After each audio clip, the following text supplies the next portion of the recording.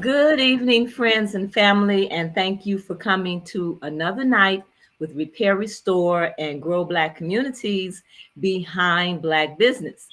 And tonight we have Brian Mullins here with us, and Brian is just so knowledgeable about so many aspects of our government agencies here, of our whole political system here in Chicago, what's going on in our communities here.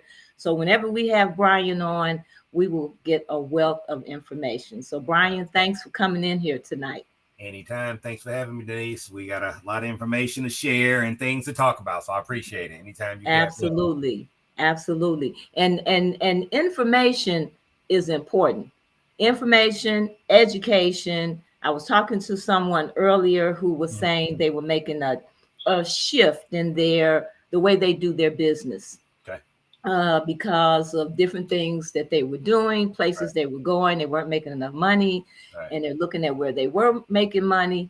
And we have to be, what I've learned, some of those businesses that have really been successful have been able to educate their customer base about their product, about what they're doing. And we're trying to educate people here to help change the consciousness of spending your money with Black businesses. Right. Right. You know, it should be just you shouldn't even have to think about it. It should be second nature. Everyone else does, but us. You can go in any other community. If you go into a Hispanic neighborhood, you see Hispanic business owners. You That's go right. into any other communities, that's who you see, except our community. In our That's business right. community, you traditionally see people that don't look like us in our community. So, And it is a reflection of what you see in our community. The reason our communities look like they do, yep. because we're going everywhere else. When we had our event with the bookstores a couple of years ago, I was in the area, the Chatham area, putting flyers on Yep. cars.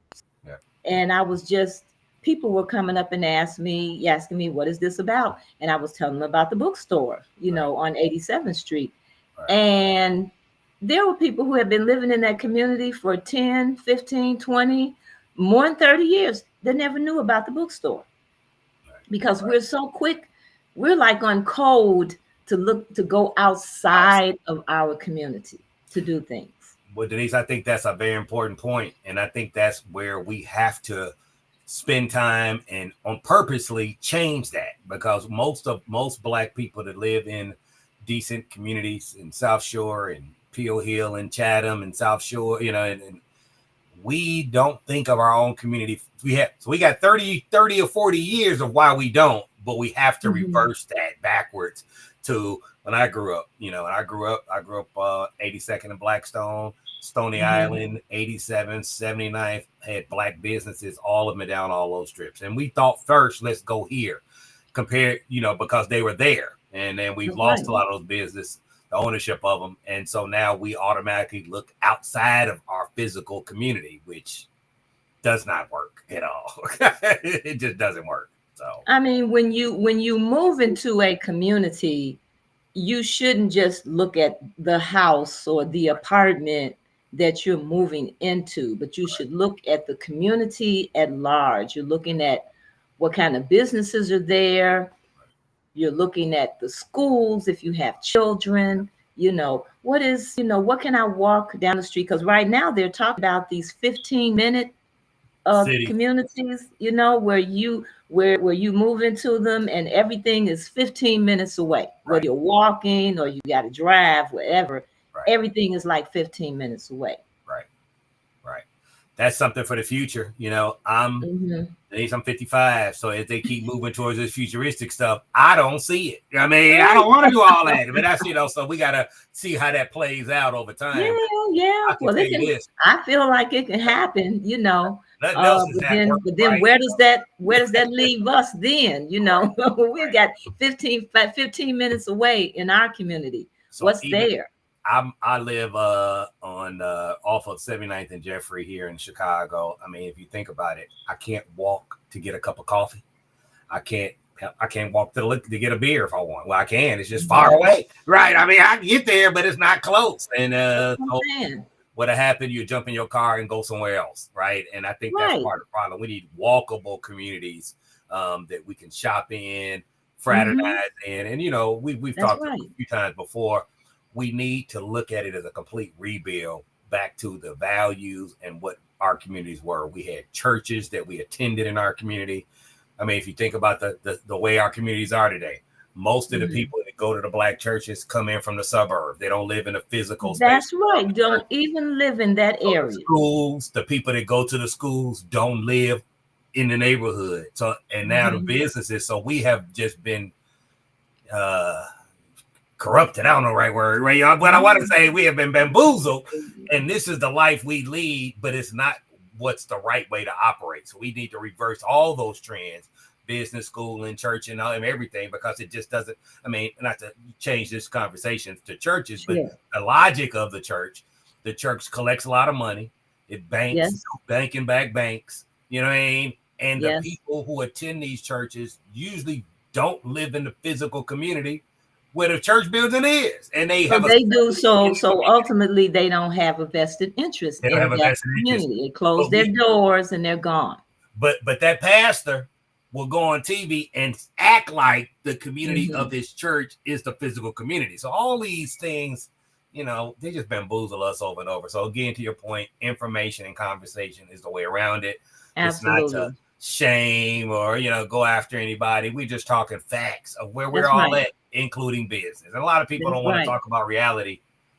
But that's all I know, to be honest, guys. The rest is That's right. Absolutely. so Absolutely. And yeah, so here, at cool. RRGBC, we have this podcast every Yep, week. We feature Black businesses or we yep, have conversations yep, about Black businesses, in which tonight we're going to be talking about our Chamber of Commerce. yep. But as you know, family, we're a nonprofit organization and we have a website. And on our website, we accept donations. Those donations help us to do the work that we're doing. We also have an online store where you can purchase items to help us with our work. But we are definitely out here promoting the support of Black businesses. Every week, we feature a Black business. Every month, we feature a Black bookstore, and we're asking people to support our Black bookstores. Uh, Frontline is still our bookstore of the month. We do have a winner for our book, Groundings with My Brothers by Walter Rodney, and that's Robin Muhammad. And so, Robin, I've been reaching out to you. Would you please call me or text me or email us back and confirm for you to receive this book? The books that we give away, we pay for the books and we pay for the shipping because we want to get information out. I don't think we should have one event without a bookstore there Right. because there's information that we need. And so, Robin, we want people like yourself as a subscriber to our RGBC to support our Black bookstores. We have a number of Black bookstores here in Chicago. If you go to our website, we have them listed on our website. They have many books that you're not even going to see on Amazon, and some you will. And if they don't have it, at their store, I'm sure they can order it for you. So please support our bookstores. That's why we have our book giveaway every month and we feature a Black bookstore every month. And we also have a public policy piece out here. If you go to Save Black Bookstores Chicago at change.org and sign that petition, we're trying to get at least 1,000 signatures. We're pretty close to 700. And then we want to talk to some of our representatives about getting some public policy on the table where our bookstores will get some of these contracts Right. with our schools, Right. where they can purchase books from our bookstores. This would help them out tremendously. And then the Southside Community Federal Credit Union, always in support of them. I was in a meeting about a week ago with some other people around that bank, And I think I was the only person that had an account there, or the only business that had an account there. Uh, they are a wonderful organization. Greg Brown is doing great work over there. They have a lot of products, uh, financial products for you. You do not have to go out and pay all of this money at these payday loan stores. So the Southside Community Federal Credit Union is at 55th and Wentworth in the shopping mall. Go there and open up an account, because those accounts is what gives them the ability to create money and create products and give out these loans that so many of our people need, whether it's for personal reasons or business. Southside Community Federal Credit Union. So let's get to our subject matter. Okay. The Chamber of Commerce. When our organization first started, Brian, those were one of the first groups that we reached out to. Okay. Were the Chamber of Commerce, the Black Chamber of Commerce. And it was interesting. Every time we had a business on, we would ask them, are you affiliated with the Chamber of Commerce in your community, the Black Chamber of Commerce in your community? And I would say 90% of the people said no. And I don't even know if many of us even know what the Chamber of Commerce is, and how beneficial they can be to our community. Right. Right. So first of all, let's talk about what a Chamber of Commerce is in our community. Well, a chamber is supposed to be dealing with advocacy, let's say access to capital, contracting, entrepreneur training, assisting the small business owner run their business. That's what a chamber, definition of a chamber is. Of course, you can have, people can add pieces to it, but at the core, it's those tenets, right? Helping businesses move the needle. Unfortunately, in our communities, we don't really operate like that or have those mechanisms set up like people believe. And when I've talked like this, I've researched this topic multiple years, and we keep coming to these same conclusions. Give you an example. There are probably 10 Black chambers in Illinois alone. So if you talk about the U.S. Black Chamber, got a branch here in Illinois. They got a Black Chamber of Illinois, the Illinois Black Chamber, the Chicagoland Black Chamber, Cook County Black Chamber, Inglewood Chamber, Garfield Chamber. You got all these chambers, South Shore Chamber, but it's only one group of Black people. So this is one of the things, the way I see it. I'm just giving kind of my own, interpretation of it. So you got all these chambers, of which none of them have a lot of members, and they all are supposedly their mission is to help the small amount of Black businesses. What we know, the outcomes for Black businesses are not very great in Illinois, right? In Chicago. Mm-hmm. So for me, I sit back and say, well, where's the disconnect at, right? A lot of times these organizations get state and city funding. I believe that kind of de-incentivizes them sometimes because they don't get a lot of members in. I remember talking to one of the chambers on some state contractual work. And I said, well, let me ask you this. If there is so let's go to government contract, all contracting really. So there's suppliers, government has a contract out of any private business. And let's say it's for selling widgets.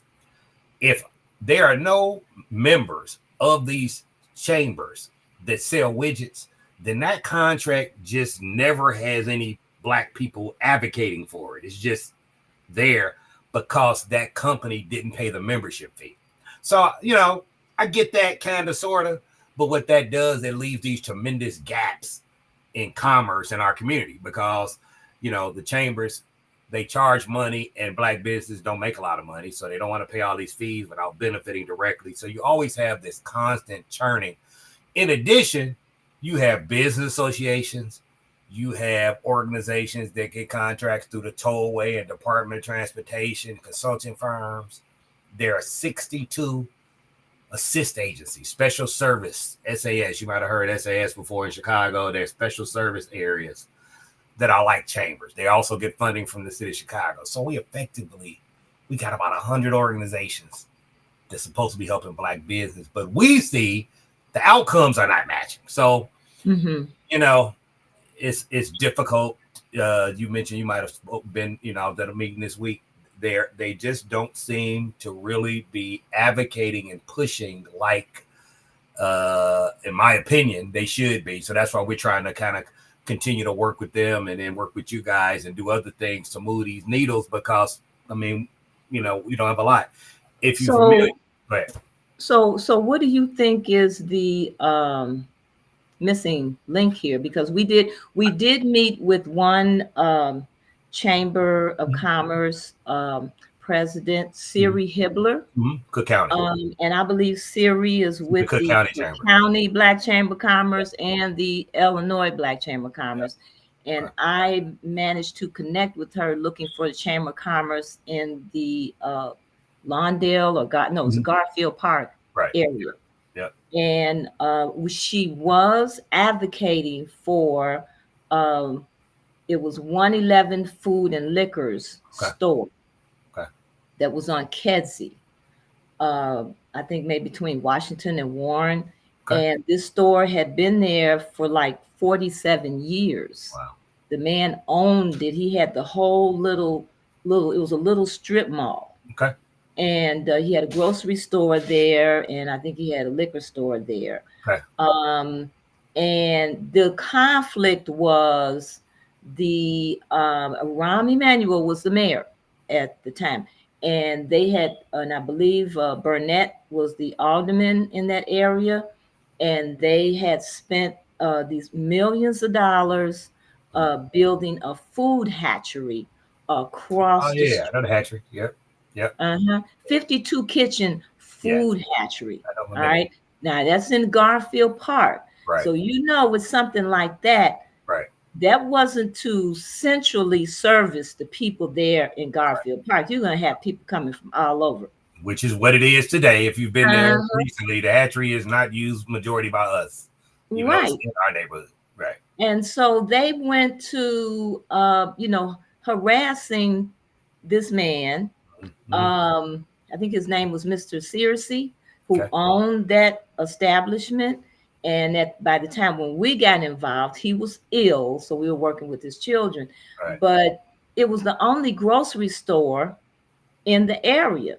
And so the chamber, Siri Hibbler, she had the news media out there.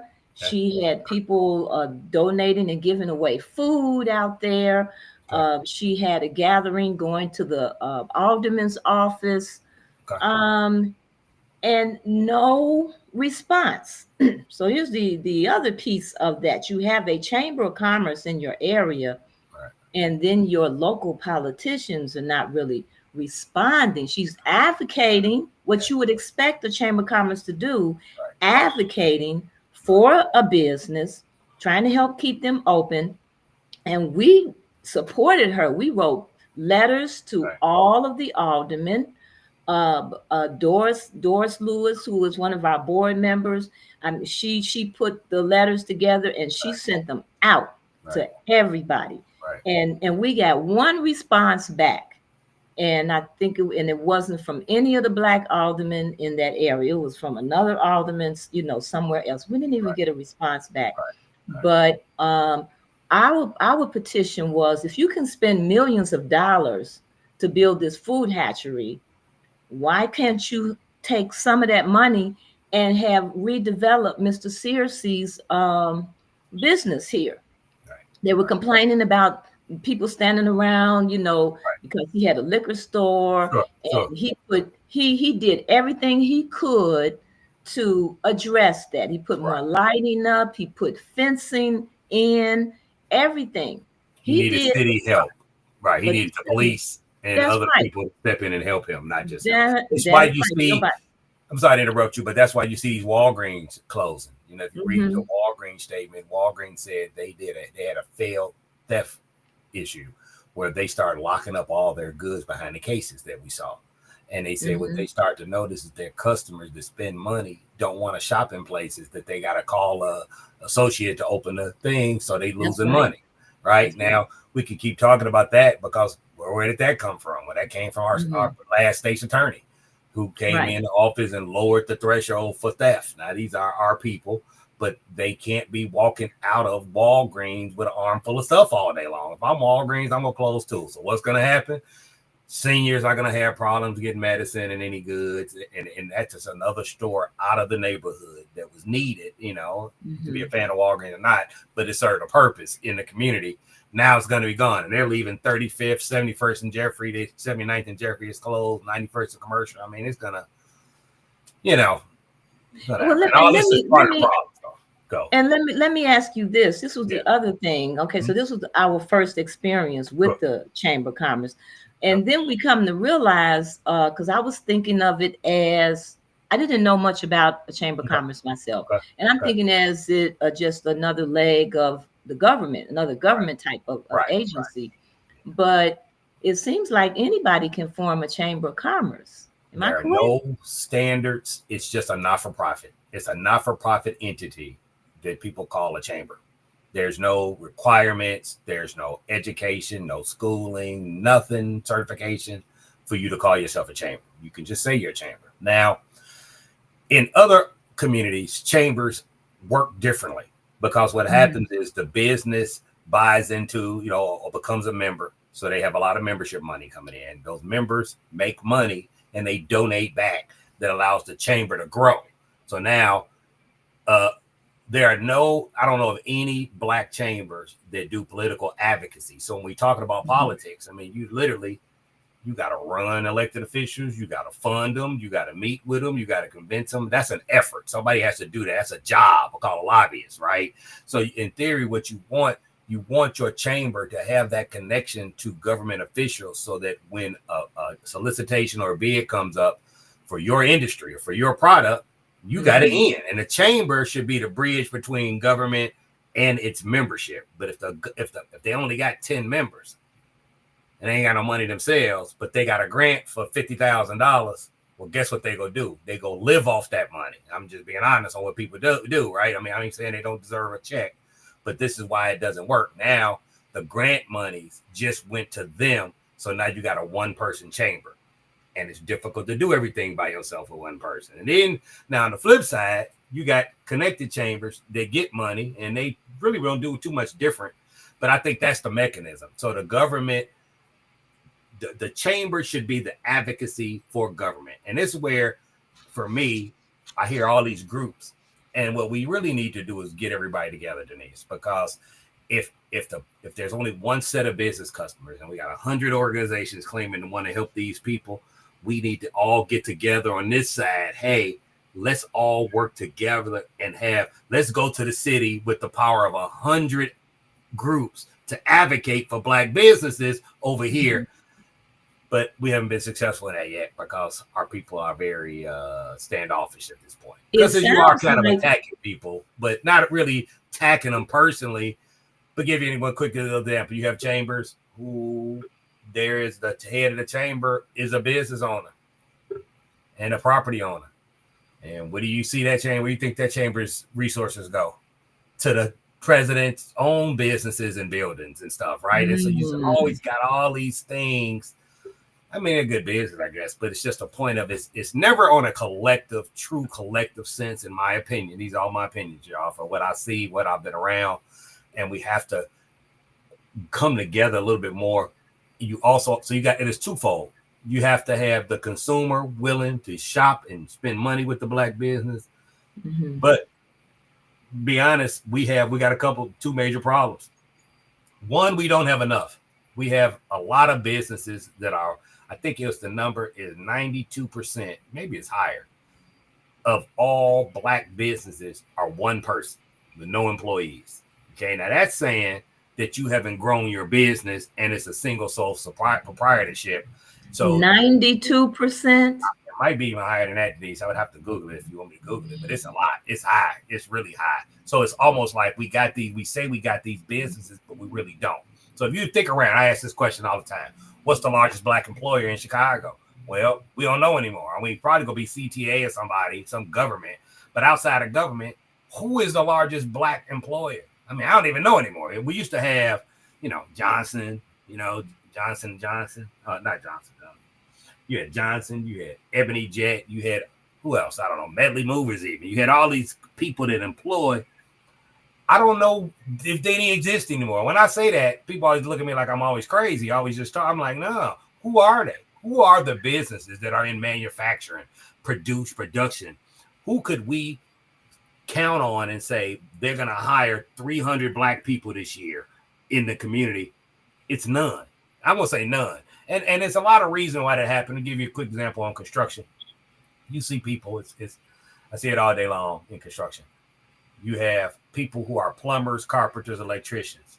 Then they end up starting a plumbing company, an electrical company, and a carpentry company. But guess what? They're one person. So that carpenter with skills starts a company. Then he got to do payroll and bidding and insurance and product, and all that. And that's too much for one person. So they end up failing because of that. When they really, if we could just ever come together, those three could have came together and formed a company and piggybacked off each other and worked with each other in a general contractorship. So part of it is we're in this mode of doing for self. And I'm for self, but self can't just be you, right? Because it's too hard out here. It never seems to work right. Yes, we're going to have some stars that break through, but most people need some kind of assistance. So I think we need to look at collaborations and partnerships among people in the same industry. And we definitely need to advocate in government. We've done this research too. It's about when you total up the state, county, and city budgets and all the sister agencies and everybody put together, you're at somewhere about $100 billion a year in goods and services. $100 billion a year out of where we all live. Okay. But we don't get any of it because we don't have the companies, right? And in a few companies that we have, they're not employing. So it's funny. We were just talking about the hemp industry with this today. Something came up when I was working on it. And I made a comment to the lobbyists and said, but here's the problem.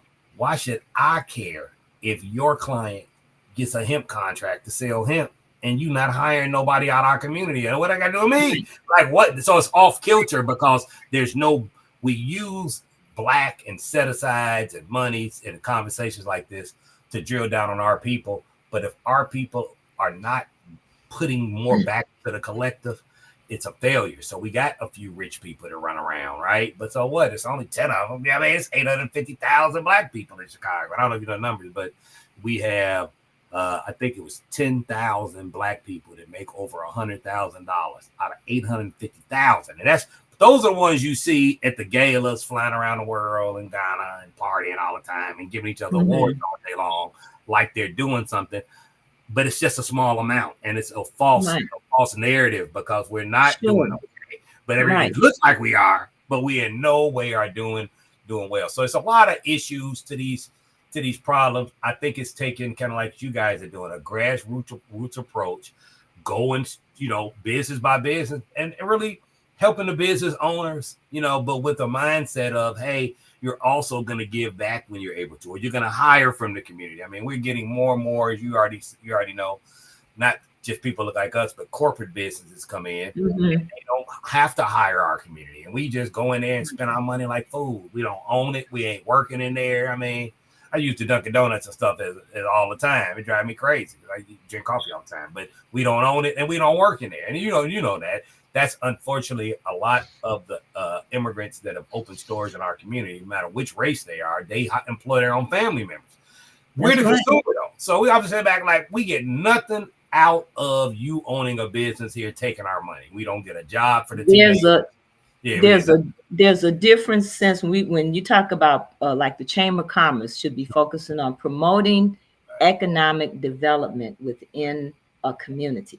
Yeah. So what does that look like? And it's then when you come into the black community, that whole dynamic is about you got black dollars here.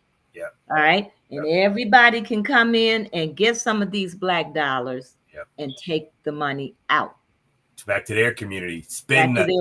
They go take it from us, go spend it in Bridgeview or some other community to help That's that right. small business owner grow. We don't have those exchanges, so that's why we don't have any wealth. It's And not even rocket science anymore. those people who can, Yes, black people who can, they right. go outside They the go. community and Yeah, spend their money because there's no real right, depth, in terms of what types of businesses are right, actually coming into our community that I would want to go and patronize, right. I mean, if you for look at my our main currency, needs, whether my entertainment yeah, needs, my needs in terms of my food, yeah, my clothing, all different experiences that I may want to have. yeah, There's no real investment in those businesses. right. And when these businesses come into the community, this is where I think the Chamber of Commerce should make it their business to know that, I mean, actually, the business shouldn't even be coming in there unless the Chamber of Commerce know about it. All that is, and And there it's are communities that do that. connecting with that business and letting that business know these dollars have to circulate in our community. But then it seemed like the Chamber of Commerce scattered. I mean, I mean, I'll They're be not honest. focused on a particular community. Yeah, in my opinion, Denise, they don't. Even the ones that are And in smaller communities, they just don't operate like that. And we spend our time, as you're aware, you know, almost feel like fighting our own people all the time because they get funded and they have the means to do stuff, but they just never ever do. And that gets a whole another combo, right? It's like, what is going on here? Because it never changes. We're going backwards, just FYI. We're getting less contracts out of government, we're doing less business, and we definitely don't have any ties to employment. Give you a quick example. One of the things we're trying to do, there's $600 million. CHA HUD gave the Department of Housing in Chicago $600 million, which is a lot of money, and it's for flood relief. Which, I mean, it flooded a year ago, so if your basement still got water in it, you're probably sick anyway. Need to move. Probably got mold, but anyway, that's all another combo. So now they're gonna finally give money out to fix it, right? So we're saying, man, if you give up $200 million in construction to black contractors, then those black contractors can employ black people out of CPS, the same ones we're gonna be calling criminals in July and August. If we worry about it today and train them and get them working off city, work. But I'm telling you, it's just not where we're at because a lot of the people, to your point, the people that are in charge, unfortunately, and I always talk about class, they are not as interested in doing what I just said to you than we are. They sit back and they'll hire a Hispanic construction company that's hiring Hispanics to eat off money rehab being done in black communities because they get a cut out of it. And so you got all these, it's always usually about money but it's not just about money. It's about caring about your community, believing you can fix and rebuild and the right direction of your community. And a lot of our people have checked out of that combo. I was just talking about, give you on social media. So Raising Cane's sell chicken strips, chicken tenders. I don't know if you've been there before. You've been to Cane's before? Not Raising Cane's. It's called yeah, I Cane's. know about Right, Kane. not Raising Cane's. It's called Cane's. That's a movie. It's not- But it's Cane's, right? yeah. And Cane's is coming to 86 in Lafayette in the Seaway Bank building that was on 87th in Lafayette, right? And I Okay. sat back I made a statement and said, we had the largest black bank in Chicago, in the country in Chicago. Now, just so you know, we don't have any black banks anymore. There are none that we own, right? We got some credit unions. You got the Ghanaian Bank. What's the Hey, which Ghanaian, Ghanaian, I'm with you, but that ain't really us, Yeah, right? yeah, that's the only black They're bank not we us. have. They are there not to help the black community thrive through loan products and borrowing. That's not what they're there for. They're there to use it to make money for themselves, right? I mean, it's just reality. They're not there, kind of like you mentioned, the South Dakota Credit Union. They're not in the same mindset. But we had the largest black bank in the country. We had actually five, the top, in the top ones. We have none now. And in the Seaway Bank space, this is the crazy part. They had three buildings. Mm-hmm. 86 in Lafayette is now Cane's. The one on 87th and Greenwood is now Fat Burger. And the other building they had on 84th and Cottage is an organ donor place. And I just like, man, how we go from the largest black bank in the country to some chicken and hamburgers. And that's pretty much the state of our community, right? It's kind of insane. And we just keep going along and all that. So I'm with you. And to mention, to your point, I think the Southside Credit Union is in the right position. I think they are ready. And I think that's where we should push people, businesses and private individuals, to put money in, because they are open to some of these other fundings. I want to mention something else you talked about. When you talk about and you see these city grant programs, I don't care if it's the NOF Neighborhood Opportunity Funds, or any of these programs that Rom and Lori and Brandon come out with, that's Southwest, all that. There's a fundamental flaw in all these programs. We don't own the buildings, right? So you get a grant to open a restaurant on 79th Street. You don't own the building. You're getting the grant. The grant is spending the money in a building owned by somebody other than us to get them HVAC and rehab the inside and all that. And then guess what happens? Our business fails. We leasing at that time. We're a tenant. Our business fails. We can't pay rent. We leave. That building owner gets to have that construction in that building forever. So it's even such a diabolical thing, because they're using black business dollars to rehab buildings that we don't even own. I mean, it's all drive me crazy. You already know. I'm just saying, and we don't even talk about it. And elected officials, I can tell you right now, they do not care. When I say, and see, with all of these vacant lots, that we have here in Chicago on the south side and on the west side, they could begin to do new construction.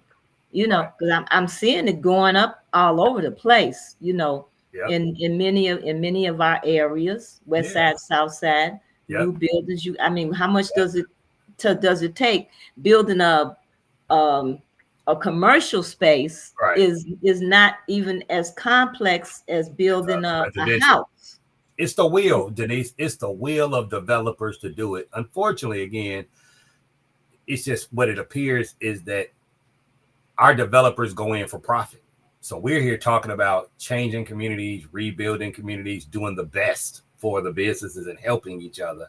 Most developers are going in it to turn a profit. So so that's why the prices are so inflated. You know what I mean? I think the right way is for us to be community owned, where the collective community owns the assets of the community. So instead of letting a developer come in and milk the project is always owned by the collective community, and that community should get a share and share in the profit. So they have a vested interest in the building, in the store in the building, and that might be a better way to kind of regenerate what we all looking for, talking about, because there is no mechanism right now for it to ever happen. And unfortunately, the powers that be, they're not give you it's stuff. I was just talking about the treasurer. I don't know if you saw about Bally's. We talk about business, but Bally's in December came out, and Bally's is losing money. Bally's was sold. We gave Bally's a contract to open up a casino, and then the Bally's was sold to somebody else. In December, Bally's said, we don't send a letter. They shareholders said, we don't believe the casino in Chicago is a good idea, because it's too much crime and there's not enough stuff in Chicago. It's not making any money. We see our city treasurer, who's black, Melissa Urban. She came out this week, her and the Black Caucus, telling black people to invest $250 in Bally's. And I'm thinking, you all ain't said anything to anybody about it. But here come a failed investment. The company itself said the casino ain't gonna work. And here y'all come telling us to invest in it, right? So we're always off kilter with our conversations so we got a lot of work to do. You know, elected officials are the ones that can bring contracts and services to our community from the government.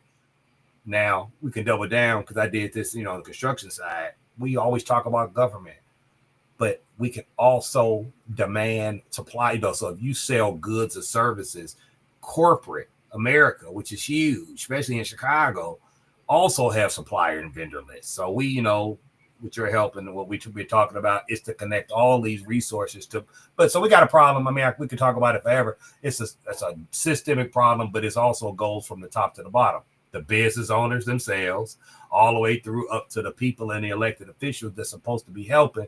It's just a break in the chain.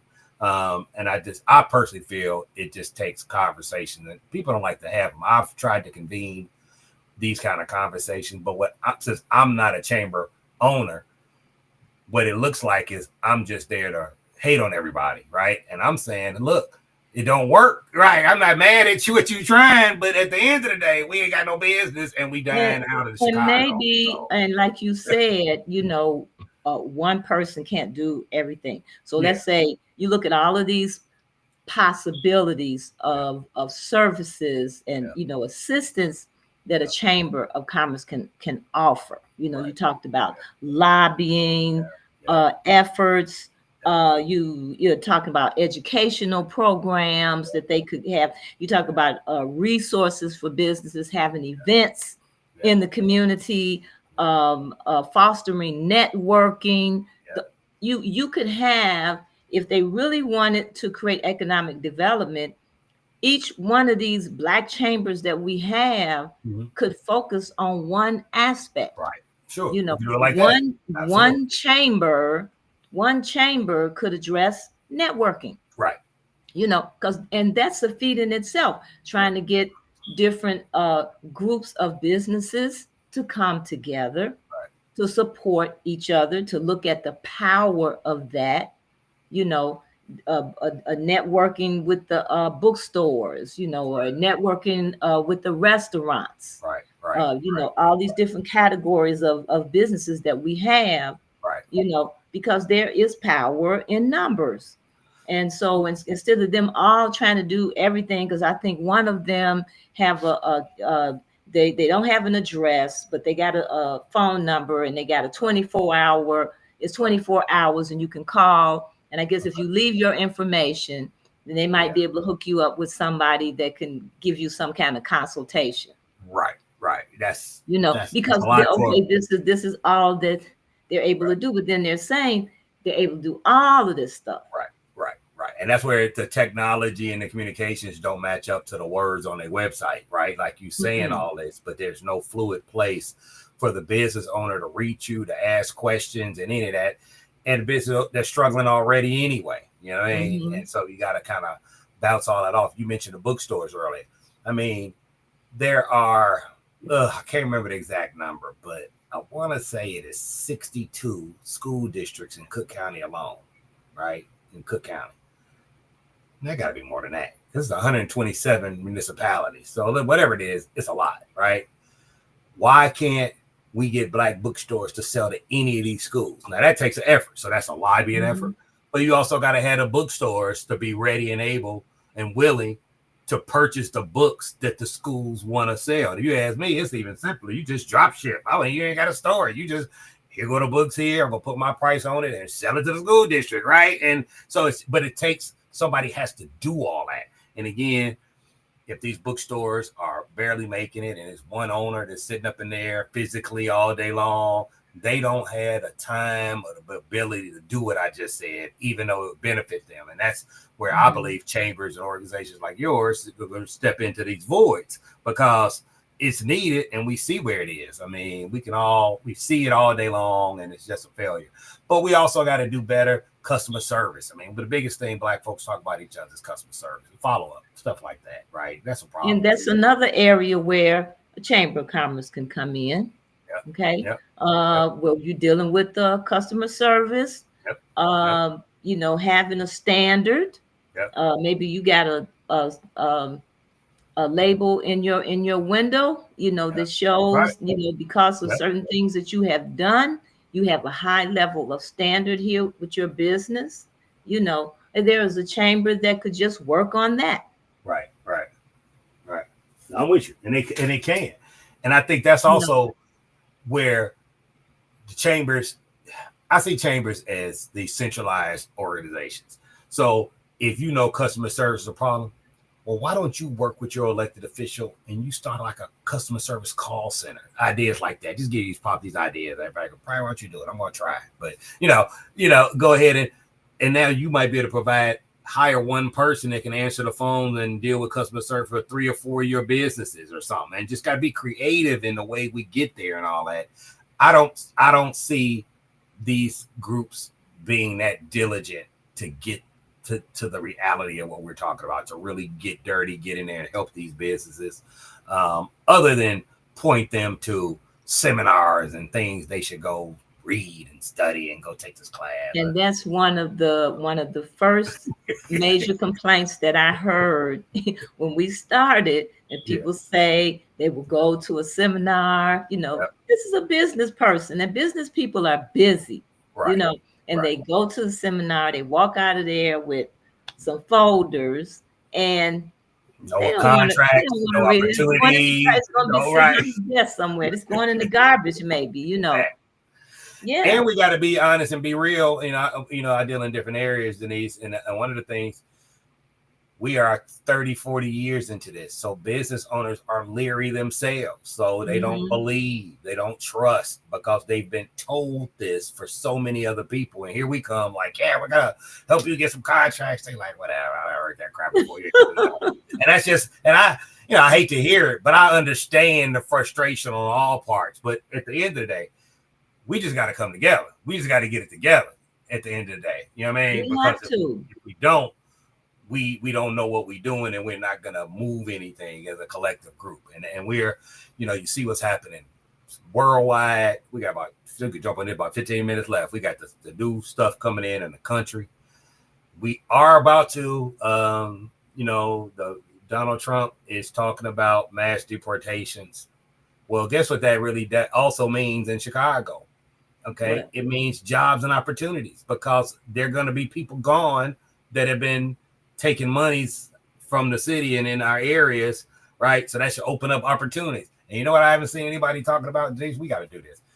Let's prepare people for the jobs and opportunities. Clearly, they're going to be hiring taking place, right? But I don't see anybody like, here, let's get a database full of people ready to work for Black that we can have ready. So things like that. Same thing with the business. I mean, I saw the Venezuelans come to the door using a link card. I don't know if you saw this. It was pretty smooth. They were Yeah. using a link card to buy food, open up a pizza place, selling frozen pizza like it's new, like they baked it on the north side. It was ingenious. And I sat back like, how did you just come in here and you got a pizza place and we ain't got one on 79th Street? Well, they don't. Then, well, where they come, we know many people who come from other countries. Yeah. Um, they say. I know when I went to Nigeria, Yeah. I visited Africa, Yeah. different Yeah. parts of Africa. Many Yeah. people, if they don't get up in the morning and set up a stand to sell something, they don't eat. They you don't eat. know so they have no problems with, at a very rudimentary level, Right. starting a business. We Right. got to go and go and get all these About contracts signed, paperwork, and we got to save all this classes, and money all and da da da that. da. Yeah, they Right. like, get all of that. I'm Right. opening up. I'm gonna open up and we Yeah. go fumble forward. And unfortunately, we don't have all the same tools they have, in our community. Our community is a little bit different. Just so quick, at the state level, state grants come through an organization called ICEJA, right? Most of them, Illinois Criminal Justice Information Authority. And then you got DCO and DHS, which is Department of Commerce and Economic Opportunity, DHS, Department of Human Services. But all those contracts, you got to know somebody, or you got to be involved in some political scenario, or it doesn't work. They do not fight for you. They do not work with you. They don't do any of it. But this is the time to push them more than any time, because I think that's where, for me, it's to keep pushing, keep moving forward up against the wall, right? What are you all going to do? Where are we at? And I think the governor is funny. I'm not a super fan, but he is more open to our progress than our own Black elected officials are, which sounds so crazy to everybody. When I say that, I'll stand on it. Our Black electeds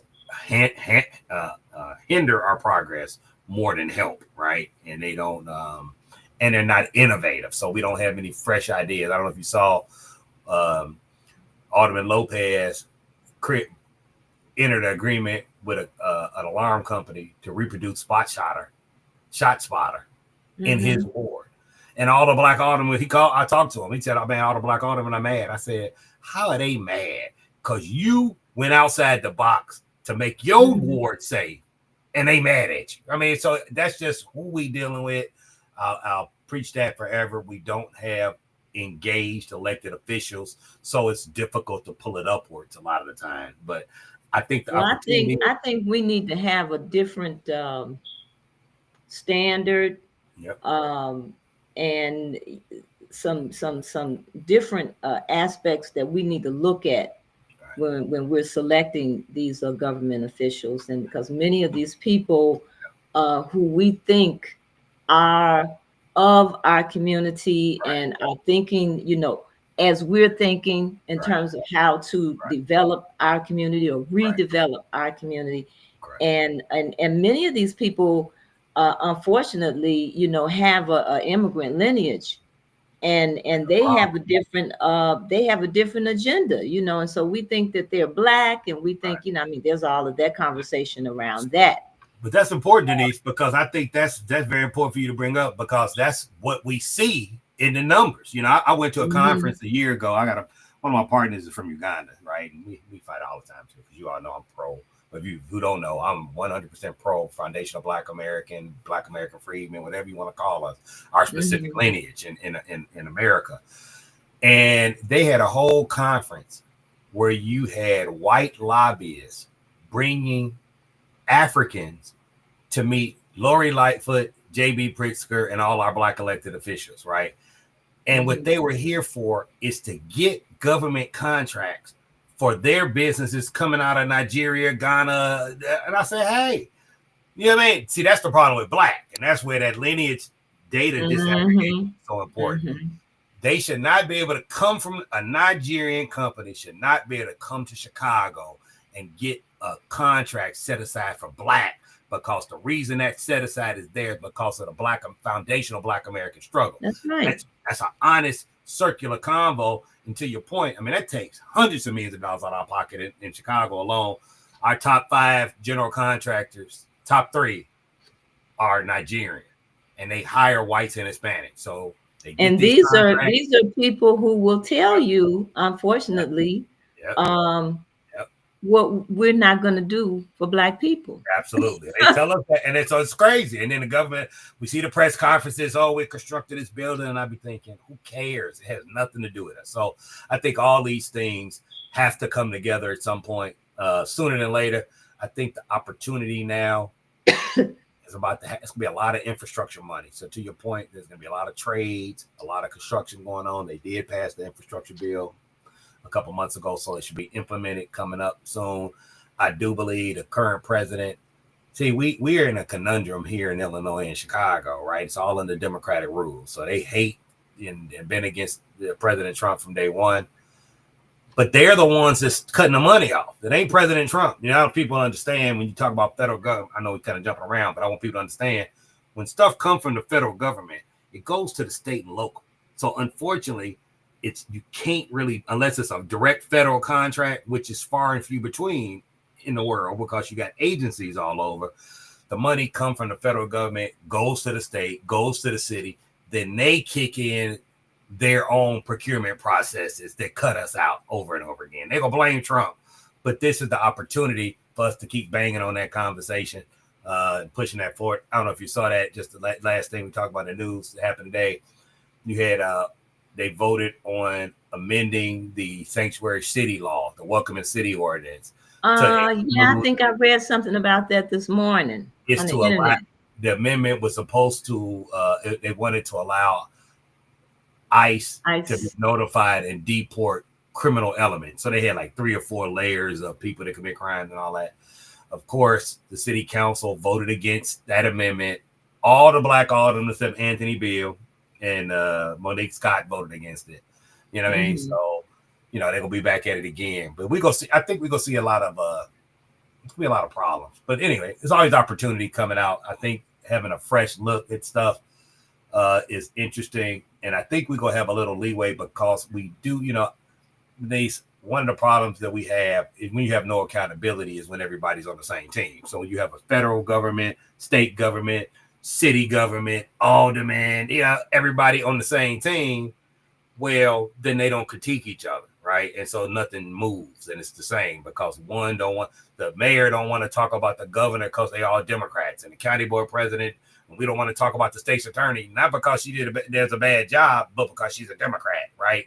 I Hmm. think now coming from the federal level, they gonna talk about everybody. So I kind of like that. It's Hmm. good. It's go dust up and bring these conversations forward Right. that we need to have so people can be further educated to why things happen the way they do, how our communities end up, why we don't do business with each other like we should, and how do we get back on track. So I think, sum it up a little bit from the chamber standpoint and everything, it is to bring businesses together to work with each other where needed, but also to provide guidance, especially getting the government contract. But those are individual businesses that have to do that. So I think it's an effort Mhm. again on all sides.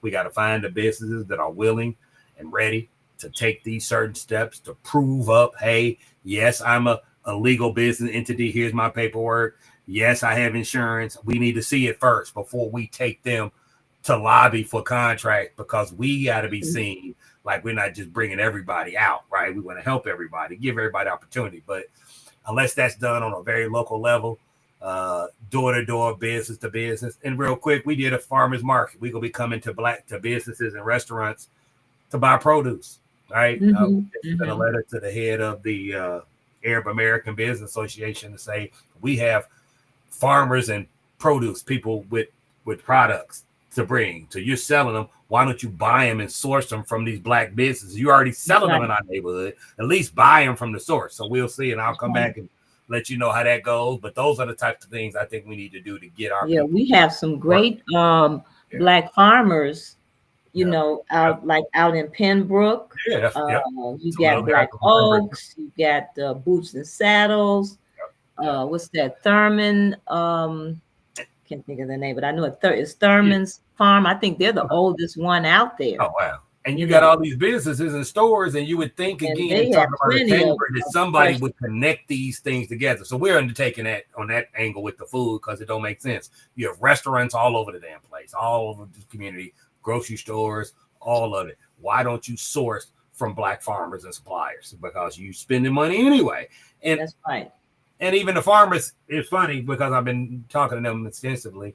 They've never tried, which is kind of interesting because it's a lot of work. Again, if you're a farmer in Pembroke or Indiana, or wherever, you're going to have to leave your farm and come to Chicago and talk to restaurants for delivery. Well, that's where you need another group of people to help that down the line. So we're going to try to step in to try to And bring that's farmers something to the Chicago. Chamber of Commerce could, That's what you they should know, be doing. that's right, I they could mean, regulate. And like I said, if we're going to take bring it here. one aspect of Yep. what a Chamber of Commerce does, Yeah.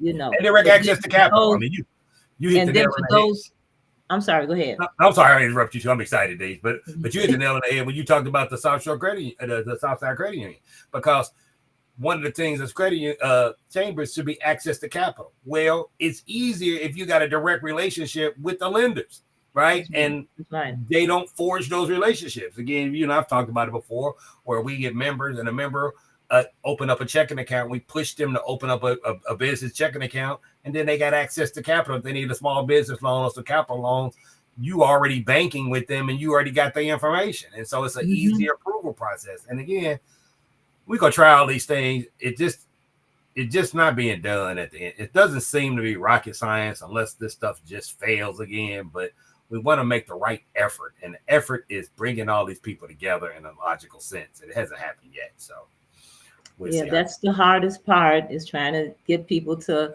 come together, and support one another. It's like we used to have that formula. That formula Right. used to be tight, Yes. you know. Yes. And I've heard it from people that we've had on our podcast that have been around Right. for 40, 50, 60 years, Right. Right. and but now people are fearful, of networking and doing Right. business with other people. Right. Right. But it's plenty out here, for everybody. And we have no And choice. it's I and it's mean, and it's gonna have to come from the people. I think when yeah, people come and you're starting to open up a business, you need to look for your chamber of commerce, absolutely. Or and and find again, out what kind of resources they have to help. it should be both ways too, Denise. I mean, the Hmm. chambers. I mean, so I hope we're gonna do. Don't forget, the city of Chicago put their business licenses online, and every day they update it. So as soon as you see a business in your ward or in your service area register the business, the chamber should be reaching out to that owner too. It should be, you got to be Absolutely, mutual. I mean, so I got to be worked both absolutely. ways. But I think it's a lot of work to do in the thing. Again, I just happen to have been around, as you know, for a while, so I happen to have talked to a lot of people and been through these convos. they don't seem to want to work together with each other. That's why you have an Illinois Black Chamber and a Black Chamber of Illinois and a Black Chamber of Decatur and the Chicagoland Black Chamber and the Black Chamber of Chicago, only because somebody got mad and started their own. Now we got 100 of them. That's like our churches. Right. It's like churches. It's the same thing. Oh the my God. Pastor get mad, go start his own church. Well, guess what? We have a finite amount of land, finite amount of Black Americans. It's a finite amount of everything. We don't need a million everythings because we can't handle it. It's just we just need to focus. So I think that's one of the keys. But it's a lot going on, and I don't know. I think 2025 is going to be a pretty good year. Though. I think the world, and I think to be honest, I think what's going to happen in the country is going to force us to work together, force us to get back to working as a community, force us to building up our tribe again to survive. And I think that's a good thing. It's also going to force our children. It's going to force us to fix education. You know how we talk about young Black folks and they lazy and don't want to work. I think it's going to be a reset. It's going to be forced that way. Either you gonna make it or not. And I think that's almost where we at as a people. We gotta force it to work or we ain't gonna make it. And there's a reset in the way in the youth thinking about a job or about working and acquiring income. You know, a lot of things are happening through technology. And a lot of people are just looking any kind of way, you know, that they can start businesses. So yeah, it is definitely changing, but you got to network, you got to come together. Social media plays this role, but you got to physically get out, meet people. Physically come together. Yeah, you got to meet people. And I think one of the things the young people are going to understand, I mean, I'm 55 and I think it's almost been put in what I call the trick bag. I think this hustle lifestyle, I want people to be owners and business owners, but business ownership is not for everybody. It has to be a worker class. You just don't need to mistreat the worker class. Everybody ain't a boss though, and unfortunately, young people all believe they can be. And I hope our children are not. You know, if we don't go into stable industries like construction and trade and accounting and things that are tangible, influencer is not a career. It sounds good. Now, don't get me wrong. They make more money than I make, some of them. But most of them don't make any money. And that's the problem. It's like sports. That's right. You want to be an NBA player, but it's only 100 of them. You know what I mean? And I think what I'm afraid is the young people think it's easy pathways. And some of them may get lucky, but it's hard for most people and they don't make it. And that's what I don't want our youth to get stuck in. We got to get our people back to being creative. Look, as a lineage, we are creators. We are intelligent. We built everything at one point in time. America, and what America's swag is, it's sports, it's entertainment, everything American. I don't care if it's the space race. I don't care if it's the cell phone or the video game. It was all created by Black American freedmen. And if we could just get there and get the kids the tools, then I'm like, they're going to make it. But we got to get there first. We are those. That's what a lot of people don't. A lot of not only our people, but then many people who come here from other countries.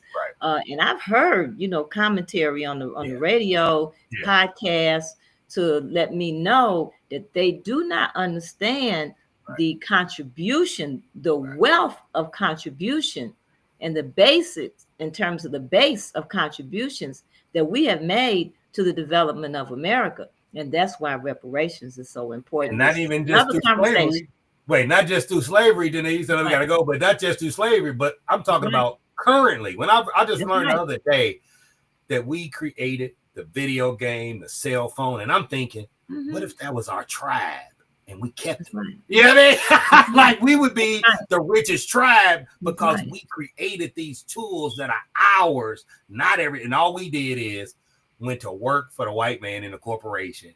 Probably didn't even get a bonus for developing the cell phone. Thanks, buddy. You know what I mean? And now it's trillions of dollars a year going out to other people and we miss out on it. So we got to reclaim our intelligent people, bring them back to our community to work for us, for the benefit of our collective tribe, not for the world and not for white America that don't want us in there. Because that's right. And like Marlon Remember, Marlon said for people to get a shopping cart and just come into our Mm-hmm. community and take what they want. That's what it's that's what they doing. Mm-hmm. Yeah, And yeah, that yeah. includes not-for-profits, social service agencies, all of it. I mean, I go to the library all the time.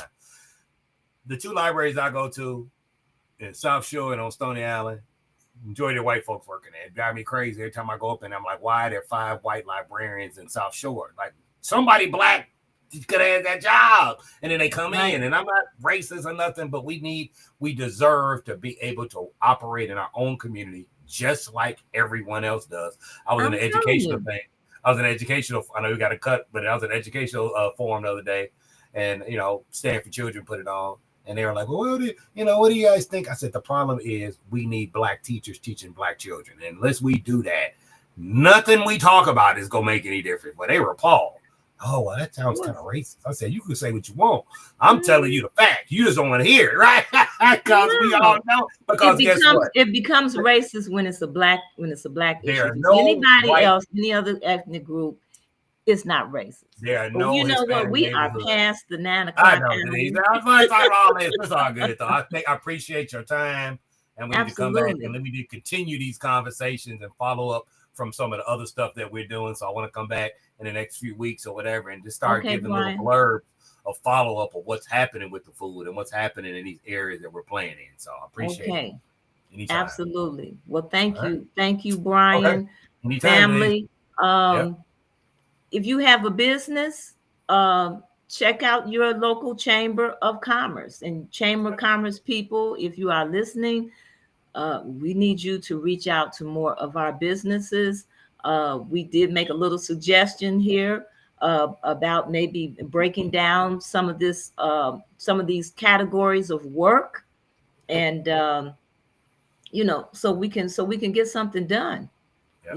Because we need economic development in our community, for our community, for the people who live here and who should be spending their money here and getting those dollars back. Absolutely. So thank you for coming tonight. Please go to rrgbc.org and subscribe, and you can become a winner in our book giveaway. Also, you can make donations and you can purchase from our online store. And check out all of our bookstores and continue to support the Black businesses. Thank you very much. Have a good night. Thank you. Goodbye.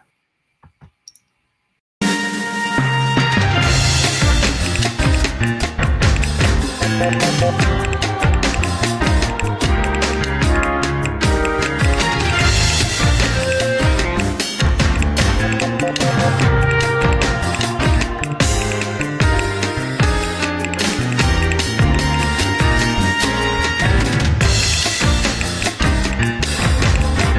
you.